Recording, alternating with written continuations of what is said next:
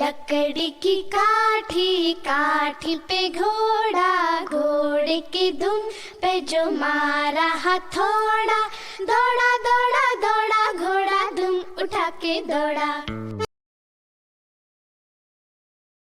गंगानगर में सुमन अपने बेटे योगेश, बहू मीना और बेटी शीला के साथ रहा करती थी। मीना ने लॉयर की पढ़ाई की होती है और वो जॉब करना चाहती है। सुनो जी, मुझे एक डिटेक्टिव एजेंट के यहाँ जॉब मिल रही है। जॉब? वो भी डिटेक्टिव का? अरे ओ बहू, कोई जॉब करने की जरूरत नहीं है। अरे तुम जॉब करोगी तो घर का काम कौन संभालेगा? मीना घर के कामकाज पर ही ध्यान देने लगती है। सुमन भी उसे काम पर लगाए ही रखती है। इधर शीला कुछ ज्यादा ही वक्त कॉलेज में बिताने लगती है। अरे इतनी रात हो गई, कहाँ थी तुम बेटा अब तक? फोन भी नहीं लग रहा था तुम्हारा। माँ, वो हमारी एक्स्ट्रा क्लासेस चल रही है ना, और फोन की ना बैटरी खत्म हो गई थी। अरे तो किसी और के फोन से इन्फॉर्म कर देती। माँ और मुझे कितनी चिंता हो रही थी। धीरे धीरे शीला रोज ही देरी से घर आने लगती है। कभी पढ़ाई का बहाना बनाती तो कभी कुछ और। देखो शीला, इस तरह चला तो मैं तुम्हारा कॉलेज बंद करवा दूंगा। ऐसा मत बोलिए ना, मैं समझाती हूँ इसको। मीना शीला को समझाने की कोशिश करती है, मगर वो उल्टा उसे ही झाड़ देती है। शीला, इस तरह घर रोज लेट आना अच्छी बात नहीं है। मुझे मत सिखाओ, बहू हो तो बहू के जैसे रहो। अरे मगर मैं तुम्हारी भलाई के लिए बोल रही हूँ ना शीला। दाल में कुछ तो काला है, मुझे पता लगाना पड़ेगा। मीना अपना डिटेक्टिव वाला दिमाग लगाने लगती है। वो शीला की FB और इंस्टा प्रोफाइल्स को अच्छे से चेक करती है और उसको शक हो जाता है कि शीला का चक्कर किसी साहिल नाम के लड़के के साथ चल रहा होता है। वो शीला को समझाने की कोशिश करती है।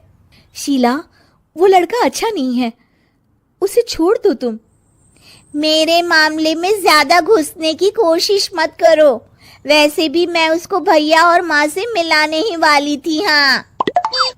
थोड़े दिन बाद शीला का BF साहिल अपने पिता के साथ उसका हाथ मांगने आ जाता है।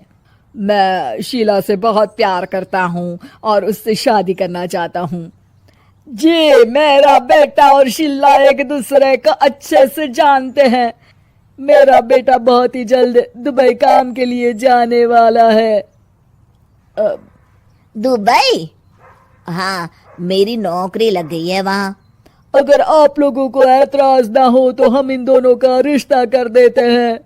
सीमा दुबई का नाम सुनकर प्रभावित हो जाती है और योगेश से सलाह मशवरा करके रिश्ते के लिए हाँ बोल देती है। अजी, अब जब बच्चों ने एक दूसरे को पसंद कर लिया है तो हम कौन होते हैं मना करने वाले। आप तो उसके दुबई जाने से पहले ही शादी तय कर दीजिए। हे भगवान, क्या हो रहा है ये सब। बस दुबई का नाम सुनते ही माँ जी उनकी बातों में आ गई। मुझे ही कुछ करना पड़ेगा। अब सुनिए जी, आपको नहीं लगता माँ जी ने रिश्ता तय करने में जल्दबाजी कर दी है? हाँ, सो तो है।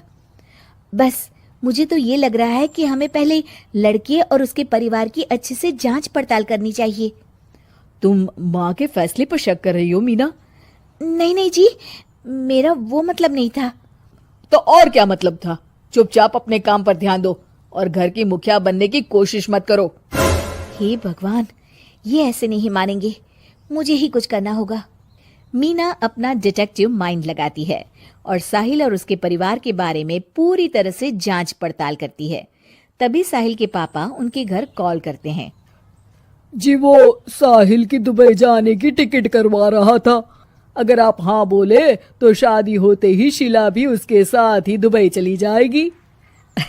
अरे नेकी और पूछ पूछ जरूर करवा दीजिए। ठीक है, ठीक है। वो ना थोड़े पैसों की कमी पड़ रही थी। आप बस 1 लाख रुपए ट्रांसफर कर दीजिए हमारे अकाउंट में। जी जी जरूर, बेटी की खुशी के लिए कुछ भी। मीना सब सुन रही होती है। माँ जी, ये आप क्या कर रही हैं? हम उनको अच्छे से जानते भी नहीं हैं। अरे तू चुप कर, हर वक्त टोक लगाती रहती है। मीना को जांच पड़ताल करने पर एक बहुत बड़ा सबूत मिल जाता है। माँ जी, मैंने आज तक आपसे कुछ नहीं मांगा, मगर आज कुछ चाहती हूँ आपसे। अरे बोल भी दे। वो मेरी एक दोस्त है ना जिसका नाटक है, मैं चाहती हूँ आप सब भी चले वो देखने। अच्छा, बस इतनी सी बात, ठीक है। और अगले दिन शाम को सब तैयार होकर नाटक देखने जाते हैं। स्टेज से पर्दा उठता है और सभी देखकर हैरान हो जाते हैं कि स्टेज पर कोई और नहीं बल्कि साहिल और उसके पापा ही होते हैं। अरे, साहिल यहाँ कैसे? माँ जी, वो साहिल नहीं मयंक है, और उसके साथ उसके पापा नहीं बल्कि सह कलाकार सिद्धार्थ है, जिसे वो अपना पापा बनाकर हमारे घर ले आया था, और वो नाटक कंपनी में ही काम करता है। वो साहिल बनकर आपको चीट कर रहा था। हे भगवान!